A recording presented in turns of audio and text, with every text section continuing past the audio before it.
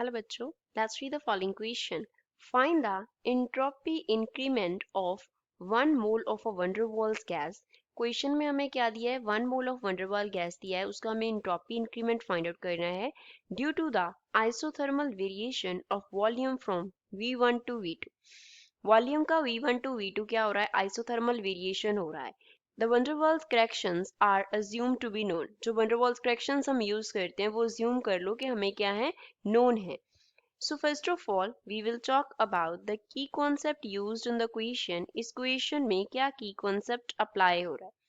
Question में हमें van der Waals gas दिया गया है, तो उसके लिए जो equation होगा that will be van der Waals equation. वो van der Waals equation होगा हमारे पास. तो वो equation क्या होता है? That equation is P plus A upon V square, साथ में होता है V minus B is equals to R into T होता है for 1 mole of gas. For 1 mole of gas हमने ये इक्वेशन लिखा है. अब यहाँ पे P जो है वो डिनोट करता है प्रेशर को. P here denotes pressure, V here denotes volume and R जो है वो डिनोट करता है गैस कांस्टेंट को. R here denotes gas constant. Capital T here denotes temperature. A and B जो हमारे पास है ये क्या है? दोनों कांस्टेंट्स हैं एंड इसे इन कांस्टेंट्स को हम क्या बोलते होते हैं? वैन डर वाल्स करेक्शंस बोलते होते हैं. These two constants are known as van der Waals corrections. अब क्वेश्चन को सॉल्व करते हैं. क्वेश्चन में पहले हम शुरू करेंगे फर्स्ट लॉ ऑफ थर्मोडायनामिक्स से.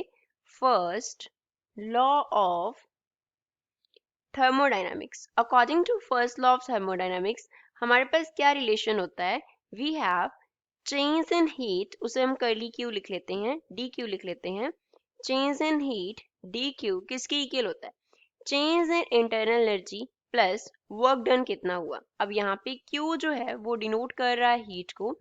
U here denotes internal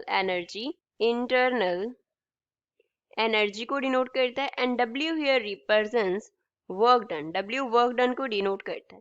अब क्वेश्चन में हमें क्या दिया है? आइसोथर्मल वेरिएशन दिया है. आइसोथर्मल वेरिएशन हम कब बोलते हैं? जब टेम्परेचर का चेंज क्या है? जीरो होता है. dt is equals to zero. Temperature में कोई भी चेंज नहीं होता. अगर टेम्परेचर में कोई चेंज नहीं हो रहा तो उस केस में हम इंटरनल एनर्जी में जो चेंज है उसे जीरो कंसिडर कर लेते हैं.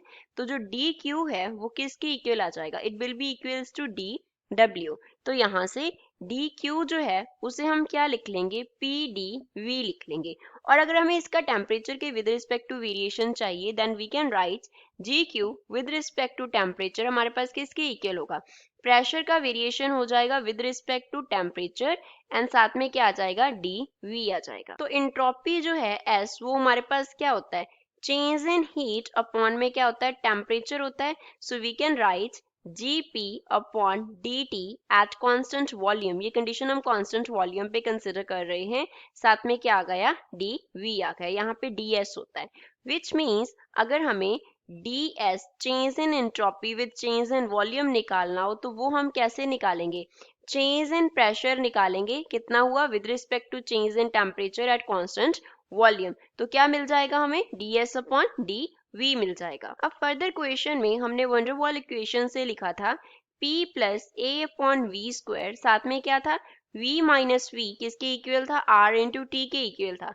अब यहाँ पे प्रेशर का टर्म जो है P plus A upon V square, इसको एक तरफ रख लिया, दूसरी तरफ हमने लिख लिया R upon V minus V, साथ में क्या आ गया? T.